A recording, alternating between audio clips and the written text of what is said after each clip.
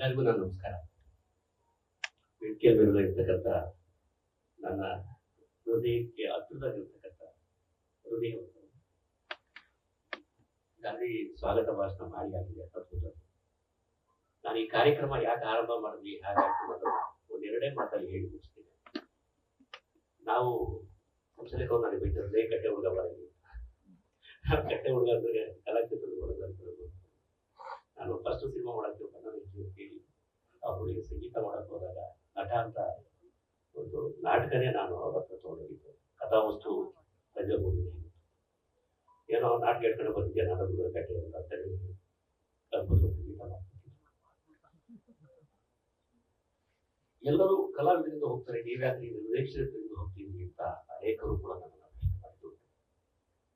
ಆದರೆ ನನ್ನ ಮನಸ್ಸಲ್ಲಿ ಇದ್ದಿದ್ದು, ಯಾಕೆಂತಂದ್ರೆ ಅವರ ಮುತ್ತಿನ ಹಾರ ಸಿನಿಮಾನ 10 ಬಾರಿ ನೋಡಿದ್ರು. ನನಗೆ ಇವತ್ತು ಕಾಡುತ್ತೆ, ಅದರ ಚಿಕ್ಕ ವಿಚಾರ ಇರ್ತೀವಿ. ನಮ್ಮ ಮನೆಯಲ್ಲ ಅವರು ಕೈಟಿದೆ ಬಿಟ್ಬಿಡೋದು. ಅದು ಇವತ್ತು ಮಾರಿದ್ರೆ 14 ಕೋಟಿಗೆ ಹೋಗುತ್ತೆ. ಮುತ್ತಿನ ಹಾರ ರಿಲೀಸ್ ಮಾಡಕ್ಕೆ ದುಡ್ಡಿದ್ರೆ 10 ಲಕ್ಷಕ್ಕೆ ಮಾರಿದ್ರು. ನಮ್ಮ ಮನೆಗೆ ಬಂದು ಈ ಸೈಟ್ ನಂದು ಕಡೆಯ ಮುತ್ತಿನ ಹಾರ ಕರ್ಕೋಗುತ್ತೆ. ತಮಿಳಿನಲ್ಲಿ ಅಮರಾನಂದ ಸಿನಿಮಾ ಬಂತು. ಆ ಸಿನಿಮಾದ ಸನ್ನಿವೇಶಗಳನ್ನ ನೋಡಿದ್ರೆ 25 ವರ್ಷಗಳ ಹಿಂದೆ ಮುತ್ತಿನ ಹಾರದಲ್ಲಿ ಸೇಮ್ ಸೀಕ್ವೆನ್ಸ್, ಅದೇ ಶಾರ್ಟ್ ವೇಟ್ ಆಗ್ತಿದ್ದಾರೆ, ಅದೇ ಥರದಲ್ಲಿ ಸೀಕ್ವೆನ್ಸ್ಗಳಿದೆ, ಸಂಭಾಷಣೆಗಳಿದೆ. 25 ವರ್ಷದ ಹಿಂದೆನೆ ಮಾಡಿ ಜಾಗ ಮಾಡ್ಕೊಂಡಿತ್ತು. ಆದ್ರೂ ನಾನು ತುಂಬಾ ಜನ ಇಂಡಸ್ಟ್ರಿಯಲ್ಲಿ ಇಬ್ಬರನ್ನ ಜಾಸ್ತಿ ಪ್ರೀತಿಸಿದ್ರು. ರಾಜೇಂದ್ರ ಸಿಂಗ್ ಬಾಬು ಒಂದು ರವಿಚಂದ್ರನ್, ಅವ್ರಿಬ್ಬರು ಕೈಲಿ ರಾತ್ರಿ 2 ಕೋಟಿ ದುಡ್ಡು ಕೊಟ್ಬಿಟ್ರೆ ಸೈಟ್ ತಗೊಳಲ್ಲ. ಬೆಳಿಗ್ಗೆ ಎಲ್ಲರೂ ಫೋನ್ ಮಾಡಕ್ ಸ್ಟಾರ್ಟ್ ಮಾಡ್ಬಿಟ್ರೆ ಬೆಳಿಗ್ಗೆ ಸಿನಿಮಾ ಸ್ಟಾರ್ಟ್ ಮಾಡಬಿಟ್ರಪ್ಪ ದುಡ್ಡು ಬಂದ್ಬಿಟ್ಟಿದೆ ಅಂತ ಆ ಥರದವರು. ಹಾಗಾಗಿ ತನ್ನ ಉಸಿರು, ಊಟ, ಪರಿಸರ ಎಲ್ಲವೂ ಸಿನಿಮಾ ಆಗಿರ್ಬೇಕು ಅಂತ ಯೋಚನೆ. ನಮ್ಮ ಪಿ ಶೇಷಾದ್ರಿ ಅವರು 60 ತುತ್ತು ಅಂತ ಒಂದು ಕಾರ್ಯಕ್ರಮ ಮಾಡಿದ್ವಿ.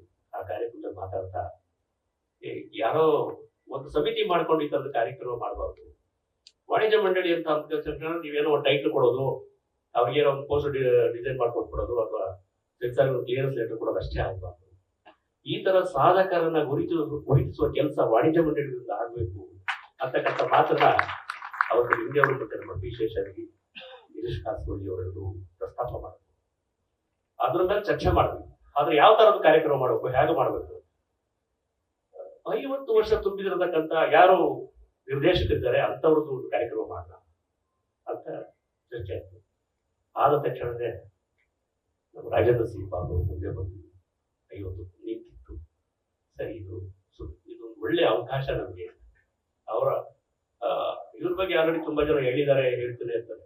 ಯಾಕೆಂದ್ರೆ ಯಾವುದೇ ನಿರ್ದೇಶಕ ಒಂದು ಜಾನರಿನ ಸಿನಿಮಾ ಅಷ್ಟೇ ಮಾಡ್ತಾನೆ, ಎಲ್ಲಾ ಜಾನರಿನ ಸಿನಿಮಾ ಮಾಡಕ್ಕಾಗಲ್ಲ. ಯಾವುದೇ ಅವನು ಜಾನರ್ನ ಆಯ್ಕೆ ಮಾಡಿರ್ತಾನೆ, ಅದೇ ಜಾನರ್ನಲ್ಲಿ ಬೇರೆ ಕಥೆಗಳನ್ನು ಕೂಡ ತುರುಕ್ತಾರೆ ಹೊರತು ಸಂಪೂರ್ಣವಾಗಿ ಆ ಜಾನರ್ನಲ್ಲಿ ಅವರು ಹೋಗಕ್ಕಾಗಲ್ಲ. ಆದ್ರೆ SVR ಅವರು ಅಲ್ಲೆಲ್ಲ ಅಂತ ಮಾಡ್ತಾರೆ, ಬಂಧನ ಮಾಡ್ತಾರೆ, ನಾಗರಹೊಳೆ ಅಂತ ಸಿನಿಮಾ ಮಾಡ್ತಾರೆ, ಹೂವು ಹಣ್ಣು ಅಂತ ಸಿನಿಮಾ ಮಾಡ್ತಾರೆ, ಗಂಡು ಬೇರುಣ್ಣ ಅಂತ ಸಿನಿಮಾ ಮಾಡ್ತಾರೆ, ಬಂಧನ ಅಂತ ಸಿನಿಮಾ ಮಾಡ್ತಾರೆ. ಹೀಗೆ ಅದೆಲ್ಲವೂ ಮೀರಿ ಅಂದ್ಮೇಲೆ ಎಲ್ಲೋ ನನಗೆ ಇನ್ನೊಂದು ಬೇರೆ ಜಾನರ್ನ ಸಿನಿಮಾ ಮಾಡಿ ಸಕ್ಸಸ್ ಆಗಬಹುದು. ಕುರಿಗಳು ಸಹ ಸಿನಿಮಾ ಮಾಡ್ತಾರೆ. ಎಲ್ಲಾ ಜಾನರಿನ ಸಿನಿಮಾ ಮಾಡಿ ಗೆದ್ದು ತೋರಿಸಿದವರು, ನನ್ನ ಕೈಲಿ ಗೆಲ್ಲಕ್ಕಾಗತ್ತೆ, ಎಲ್ಲ ಸಿನಿಮಾನು ನಾನು ಮಾಡಕ್ ಸಾಧ್ಯ ಆಗುತ್ತೆ ಅಂತ ತೋರಿಸ್ಕೊಡ್ತಾರೆ. ಇಂಡಿಯಾದಲ್ಲಿ ಏಕೈಕ ವ್ಯಕ್ತಿ ಈ ತರದ ಕಾರ್ಯಕ್ರಮ ಕೂಡ 50 ವರ್ಷ ತುಂಬಿರ್ತಕ್ಕಂಥ ಒಬ್ಬ ನಿರ್ದೇಶಕ ಈಗಲೂ ಚಾಪಿದ್ದಾರೆ ಅಂದ್ರೆ ಅದು ರಾಜೇಂದ್ರ ಸಿಂಗ್ ಬಾಬು. ಸೊ ಇದು ಈ ದೇಶದಲ್ಲೇ ಆಗುತ್ತಿರ್ತಕ್ಕಂಥ ಮೊದಲ ಸಂಭ್ರಮ.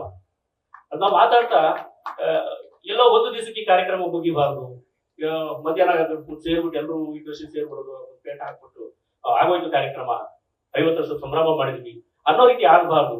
ಅದೇನೋ ಬೇರೆ ತರದೇ ಒಂದು ವಿವೇಕಪುತ್ರ ಶ್ರೀನಿವಾಸ ಹೇಳಿದ್ರೆ ಇದೊಂದು ಹಬ್ಬ ಆಗ್ಬೇಕ್ರಿ, ಇದು ಹಬ್ಬದ ವಾತಾವರಣ ಸೃಷ್ಟಿ ಆಗ್ಬೇಕು. ಅದನ್ನ ಹೇಗೆ ಮಾಡೋದು ಅಂತ ಮಾತಾಡ್ತಾ ಸ್ವಾಗತ ಸಮಿತಿ ಎಲ್ಲ ಸದಸ್ಯರು ಕೂಡ ಇದಕ್ಕೆ ಸ್ಪಂದಿಸುದು. ಮೊದಲು ನನಗೆ ಅವರೆಲ್ಲರೂ ಕೂಡ ಆಭಾರಿಯಾಗಿದ್ದೇನೆ. ಇದು ಒಂದು ಸಂಭ್ರಮ ಆಗ್ಬೇಕು. 3 ದಿವಸ ಅಂತ ಅಂದ್ಕೊಟ್ವಿ, 5 ದಿವಸ ಆಯ್ತದು. 5 ದಿವಸದಲ್ಲೂ ಎಲ್ಲಾ ಜಾನರಿನ ಅವರು ರಾಜ್ಯ ಪ್ರಶಸ್ತಿ ಮತ್ತು ರಾಷ್ಟ್ರ ಪ್ರಶಸ್ತಿ ಪಡೆದಿರ್ತಕ್ಕಂಥ ಸಿನಿಮಾಗಳನ್ನ ನಾವಿಗೆ ಶೋ ಮಾಡ್ಬೇಕು ಅಂತ ಆಯ್ತು. ಆಮೇಲೆ ಆ ಸಿನಿಮಾದಲ್ಲಿ ಯಾರೆಲ್ಲ ಕಲಾವಿದರು ಬದುಕಿದ್ದಾರೆ, ಅದರ ಕಥೆಗಾರರ ಮಕ್ಕಳು ಅಥವಾ ಇತರ ಎಲ್ಲರೂ ಸಂಬಂಧಪಟ್ಟವರೆಲ್ಲರೂ ಕೂಡ ಆ ಪ್ರದರ್ಶನಕ್ಕೆ ಕರಿಬೇಕು ಅಂತೇಳಿ ಒಂದು ತೀರ್ಮಾನ ಆಯ್ತು. ಅದರಿಂದ ಎಲ್ಲರೂ ಕೂಡ ಶ್ರಮ ಇತ್ತು. ಇವತ್ತು ನೀವು ಮುಂದೆ ಈ ಕಾರ್ಯಕ್ರಮ ಆರಂಭ ಆಗಿದೆ.